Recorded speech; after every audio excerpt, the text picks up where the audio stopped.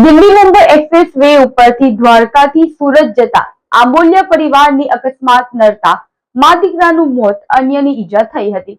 દ્વારકાના દર્શન કરી સુરત પરત ફરી રહેલા આંબલિયા પરિવાર માટે યાત્રા કરુણ અંતમાં ફેરવાઈ ગઈ હતી। ભરૂચ નજીક દિલ્હી મુંબઈ એક્સપ્રેસ વે પર કેલોદ ગામ પાસે ઊભેલા ટ્રેલરની પાછળ ઇકો વાન ધડાકાભેર ઘૂસી જતા અકસ્માત સર્જાઈ ગયો હતો। અકસ્માતમાં માતા અને 12 વર્ષીય પુત્રનું ઘટના સ્થળે જ કરુણ મોત નીપજ્યું હતું, જ્યારે પરિવારના અન્ય સભ્યોને ગંભીર ઇજાઓ થતાં સારવાર અર્થે ભરૂચ સિવિલ હોસ્પિટલ ખાતે ખસેડવાની ફરજ પડી હતી। સુરતના આંબલિયા પરિવારના 8 સભ્યો ઇકો કારમાં દ્વારકા ખાતે દર્શને ગયા હતા। દર્શન પૂર્ણ કરી આજે વહેલી સવારે સુરત પરત ફરી રહ્યા હતા, ત્યારે સવારે જ આશરે 5 વાગ્યાના અરસામાં ભરૂચ તાલુકાના કેલોદ ગામ નજીક દિલ્હી મુંબઈ એક્સપ્રેસ વે પર ઊભેલા ટ્રેલરની પાછળ તેમની ઇકો વાન ધડાકાભેર ઘૂસી ગઈ હતી।